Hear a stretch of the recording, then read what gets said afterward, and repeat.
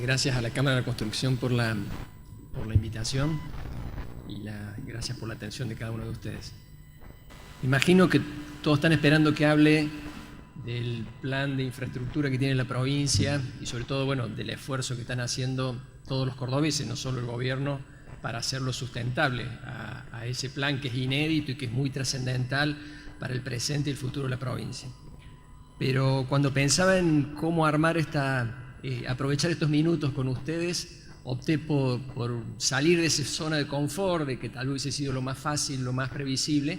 y meterme en un tema que entiendo es más importante, sin pensar de que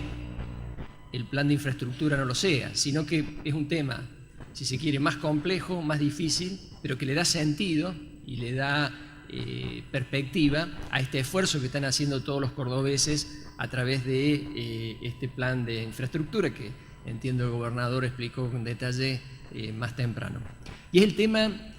llamémosle, de modelo de país, de organización, en el cual me tomo como referencia el artículo primero de nuestra Carta Magna, donde nos fija nuestra organización federal. No es que me agarró la excentricidad o el amor por el derecho, sino porque estoy convencido de que allí está buena parte y se define buena parte de nuestro futuro y de las posibilidades como país y como provincia de aprovechar la oportunidad. Y también me voy a tomar algunos minutos para señalar todos los riesgos en los cuales estamos inmersos y que ojalá sepamos evitar.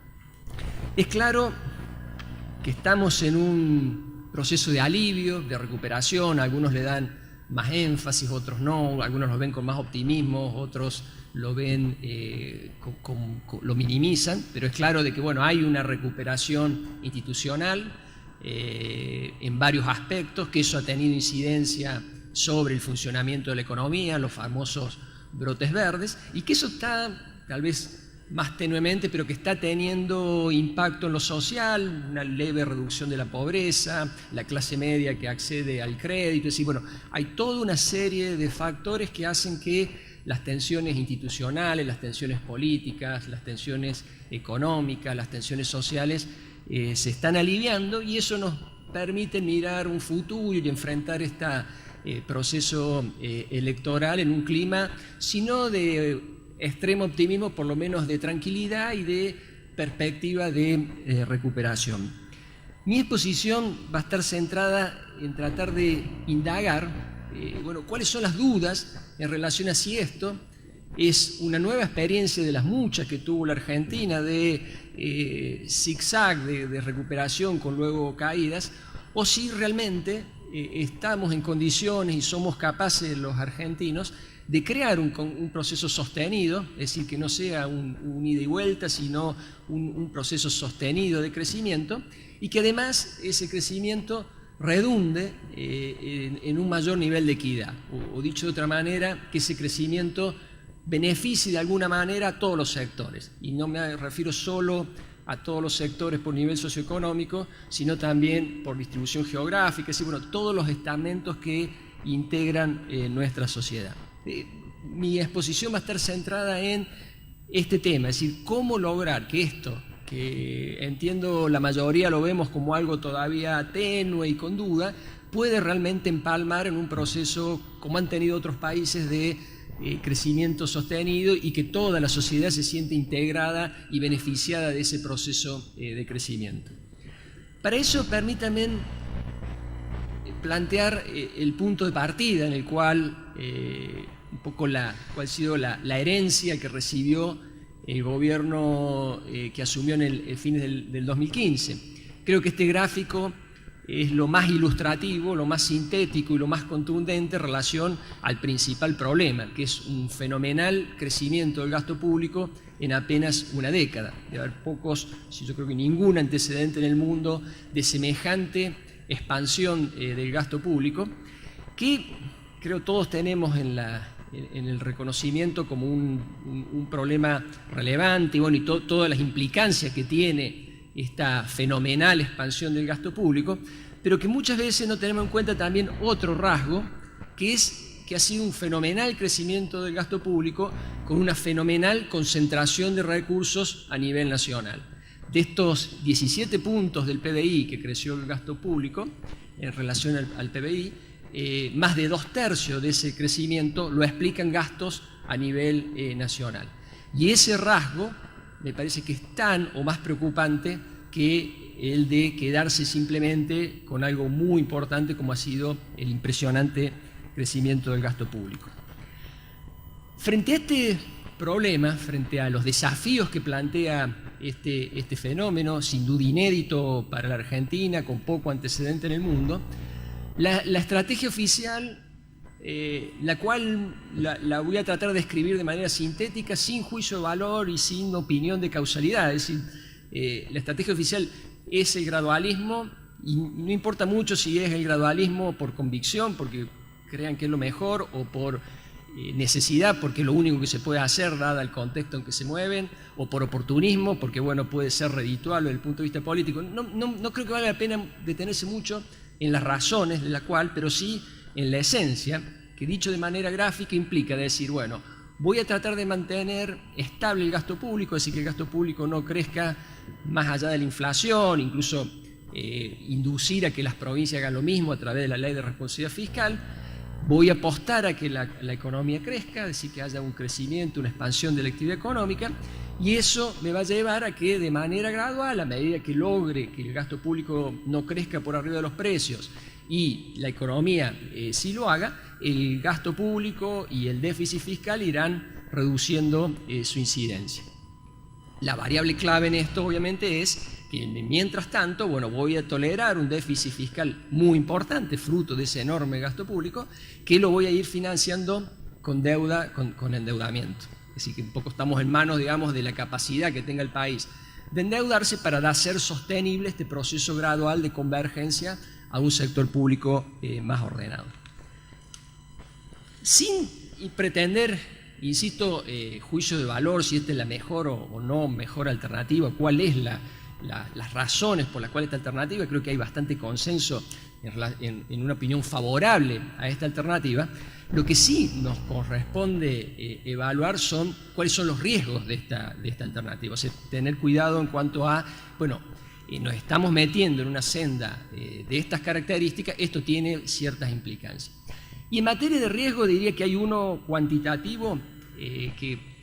está bastante reconocido y forma parte, digamos, de la agenda y de la preocupación de las políticas públicas, que es decir, bueno, ¿hasta dónde da el endeudamiento? Es decir, ¿cuánto tiempo nos van a seguir prestando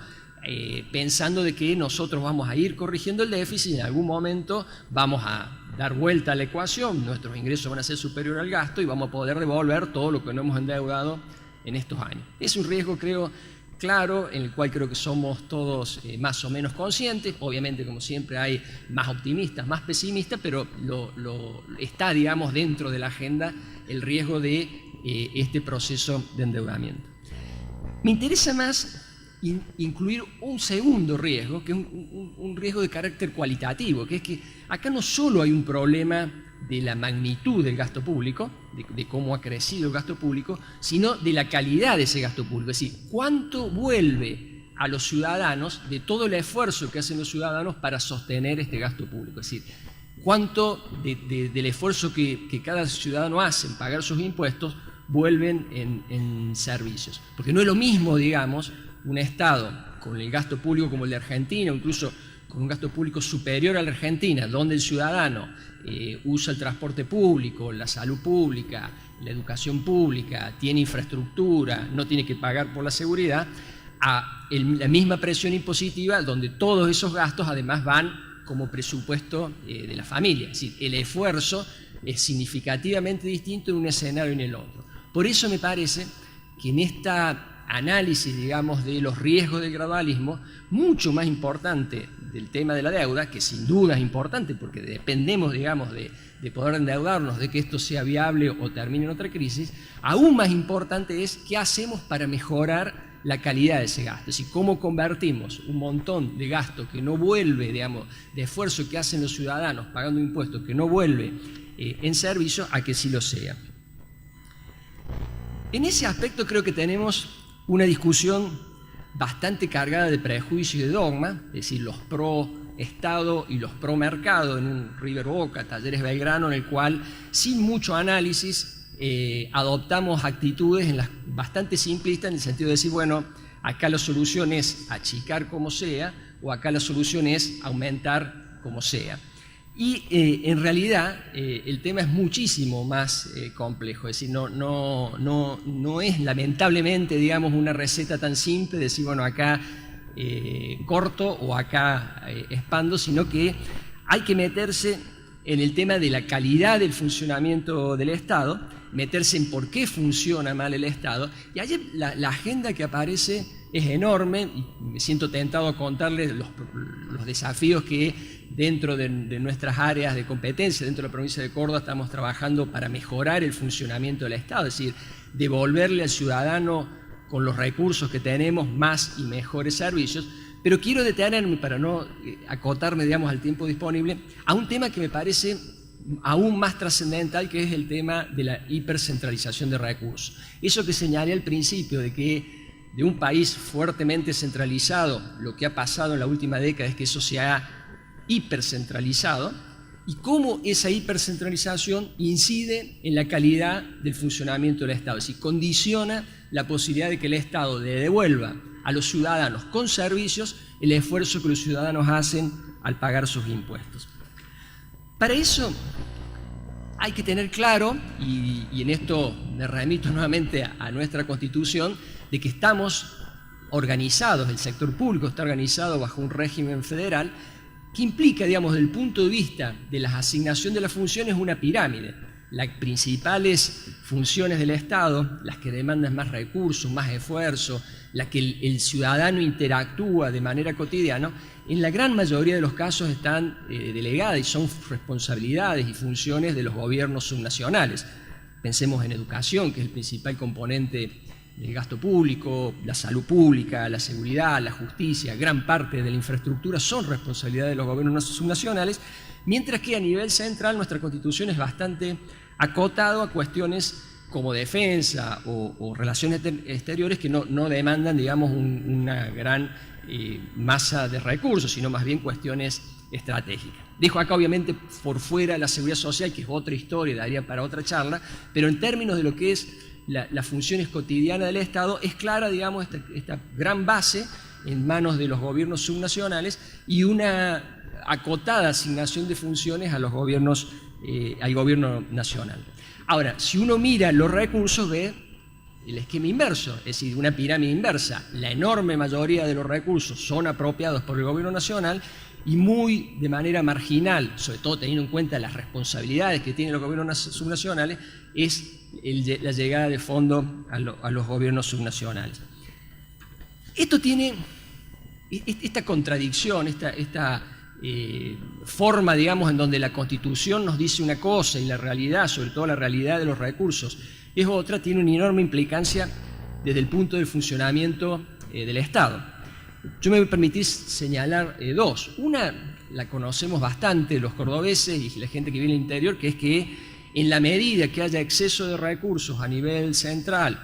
a costa, digamos, del financiamiento de los gobiernos locales, naturalmente se da una tendencia, digamos, a privilegiar Buenos Aires. Es decir, y tenemos montones de ejemplos, voy a mostrar algunos de cómo esto se da casi espontáneamente, y ahí hay mucho de tradición, de cultura, bueno, de que si queremos tener agua en Córdoba, el servicio de agua lo tenemos que pagar, pero en Buenos Aires lo pagamos los cordobeses con impuestos nacionales. Y así podemos dar montones de ejemplos de cómo naturalmente hay una tendencia a que ese exceso de recursos a nivel nacional converja en un privilegio de la ciudad de Buenos Aires y el conurbano bonaerense. Otro tema no tan tratado, no tan discutido y sobre el cual me quiero detener, es que este exceso de financiamiento a nivel nacional lleva a una conducta, una forma de gestión que se reitera, que es que el gobierno nacional se superpone con los gobiernos subnacionales. Es decir, que de las pocas funciones que tiene el gobierno nacional, mágicamente se expande a una gran cantidad de funciones, todas superpuestas con responsabilidades que son de los gobiernos subnacionales. Y quiero hacer hincapié en esto porque me parece que esto es central desde el punto de vista del funcionamiento del Estado. Pero antes permítame hacer una referencia muy breve a lo primero, es decir, al privilegio que implica, digamos, vivir en Buenos Aires desde el punto de vista de una gran cantidad de gasto público nacional que se canaliza ahí. Nosotros hemos hecho mucho énfasis en esto. Ustedes saben, estamos en el medio de un conflicto con la provincia de Buenos Aires y uno de los argumentos que hemos usado es el que ustedes ven ahí en la diapositiva, es decir, cuánto gasta la nación para subsidiar los servicios en Buenos Aires respecto a cuánto gasta la nación para subsidiar servicios públicos en el interior del país. Y ven una brecha enorme, es decir, el año pasado casi 9.000 pesos por habitante por año gastó la nación para subsidiar el transporte, el agua, las cloacas, la energía en la ciudad de Buenos Aires, mientras que en el interior apenas superó los 5.000 pesos. Esa brecha multiplíquenla por la cantidad de habitantes, es enorme. Y permítanme un dato político. Acá no es un tema de cambiemos frente al partido justicialista o quien administre las provincias del interior. Acá es Buenos Aires respecto al interior. De hecho, no es casualidad que en la reunión de gobernadores, al tratarse el tema de la demanda del Fondo del Conurbano, junto con los gobernadores de las provincias justicialistas, estaba, por ejemplo, el gobernador de Mendoza, o el de Corrientes, o el de Jujuy, gente que pertenece a Cambiemos, que se identifica con el gobierno nacional, pero que en este tema percibe la misma discriminación, el mismo maltrato que percibe el resto del interior. Pero como les digo, quiero indagar un tema tan o más importante que este y menos conocido, que es la cuestión de la superposición. Es decir, este hipercentralismo de recursos a nivel nacional conduce a que la nación avance sobre funciones de las provincias, llevando a la superposición de funciones. Y lo vemos en montones de actividades de salud, de educación, de obras de infraestructura, etcétera, etcétera. Quiero tomar simplemente un ejemplo y les pido por favor que no lo tomen como un ensañamiento al tomar un ejemplo, porque es injusto tomar un ejemplo cuando es tan generalizado y tan amplio, ni siquiera el ejemplo más importante, pero me parece un ejemplo muy ilustrativo y muy reciente y muy local,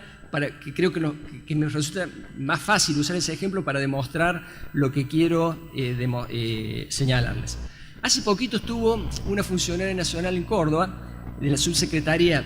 de Hábitat, en donde ella planteaba las acciones que hace esta área del gobierno nacional, que ustedes la ven ahí descrita, está tomado textual del diario, en donde se atribuye a este órgano nacional funciones de proveer servicios de agua, cloaca, cordón cuneta, vereda, asfalto, iluminación, polideportivo. Bueno, de lo que se imaginen está como función por parte de esta área nacional. Pensemos un poco qué implica que un área nacional se haga cargo o diga que se haga cargo de todo esto. Funciones propias, ya no de un gobernador, sino muchas de ellas de un intendente.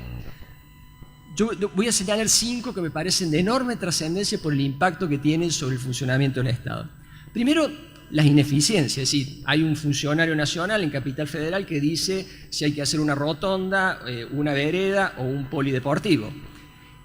A su vez hay estructuras locales que se encargan de todo este tema, por lo tanto hay doble estructura que a su vez todo un esfuerzo de coordinación de esa estructura.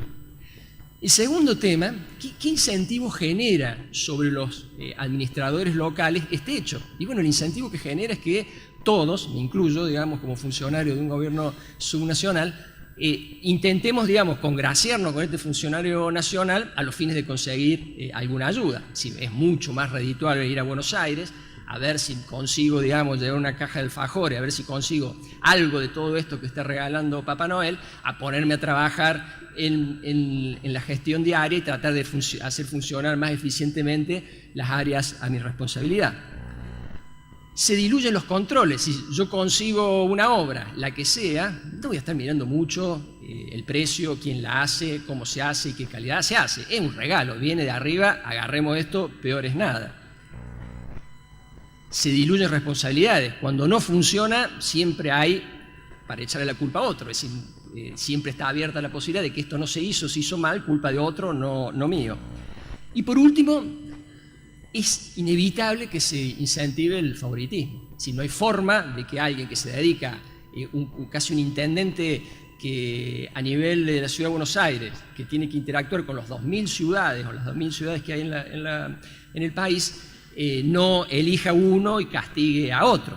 Tomo el ejemplo, el caso concreto en Córdoba, ustedes saben, hay 400 municipios y comunas aproximadamente. Nos tomamos el trabajo de ver, bueno, dónde esta secretaria había hecho el trabajo. Ahí tienen el mapa, miren los colores y vean cómo lo seleccionó. Piensen que aproximadamente Cambiemos tiene, de los 400 municipios y comunas, son 150 administrados por Cambiemos, el resto por el Partido Justicialista y por partidos vecinalistas. Todas las acciones fueron hechas en el signo político del Gobierno Nacional. Por eso creo que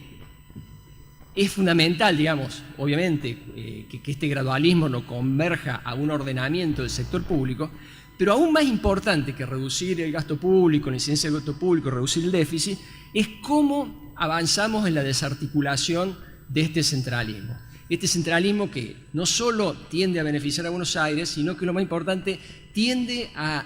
ser ineficiente, no solo el gasto nacional, sino el esfuerzo que cada uno, desde las provincias o de los municipios, puede hacer para funcionar mejor. En ese marco, quisiera hacer dos reflexiones. La primera es que nos convenzamos de que no hay centralismo bueno y centralismo malo. El centralismo es malo, por definición, no importa quién lo administre. Puede ser que tenga más dotes de capacidad de gestión, puede ser que sea más honesto, pero el resultado al final del día va a ser el mismo si seguimos insistiendo en esta estructura centralista. Y el segundo punto es que nos olvidemos de la idea de que un funcionario nacional, por más bueno y honesto que sea, puede sustituir al funcionario local. En todo caso, si el funcionario local, y que los hay, no tiene idoneidad técnica, es propenso, digamos, a la corrupción, en todo caso lo que el Gobierno Nacional debería hacer es propender a mejorar la institucionalidad, potenciar los controles, dar asistencia técnica, pero nunca intentar sustituirlo. Es decir, no necesita que le haga un cordón cuneta o una vereda. En todo caso, que le ayude a generar institucionalidad a ese pueblo para que se haga bien el cordón cuneta y la vereda. En ese marco quisiera terminar, porque ya me están corriendo fuerte con los carteles, riesgos y potencialidades. Yo creo que tenemos riesgos, el riesgo de pensar de que hay un centralismo bueno, de que estos buenos funcionarios nacionales pueden sustituir a los malos funcionarios provinciales y municipales. Esa tentación está, la hemos repetido muchas veces y estoy seguro que conduce nuevamente al fracaso, a los vaivenes. Y la segunda es algo que nos da el contexto internacional. Sí, Argentina es muy distinta a España, la distancia entre el cordobés y el castellano no es tanta como el catalán y el castellano, es decir, son contextos distintos en lo cultural, pero no descartemos, digamos, que exacerbar este centralismo, llevarlo a niveles tan extremos como los que tenemos, genere una aventura política como la que está sufriendo España con enormes costos para España. Quiero terminar con un mensaje optimista señalando de que también hay una oportunidad. El domingo no solo elegimos al oficialismo, sino elegimos a la oposición. Y si elegimos una oposición como es el peronismo republicano, creo que tenemos la enorme oportunidad de construir un proceso de crecimiento sostenido y equitativo, es decir, transformar esta tenue recuperación en un proceso de crecimiento sostenido y equitativo a partir de reconstruir el federalismo. Los dejo simplemente con esta frase que hace 150 años, más de 150 años, escribió Alberdi, que seguramente si la hubiésemos leído y aplicado en su momento nos hubiésemos evitado muchos de los errores que cometimos y ojalá que la tengamos en cuenta para no cometer errores en el futuro. Muchas gracias.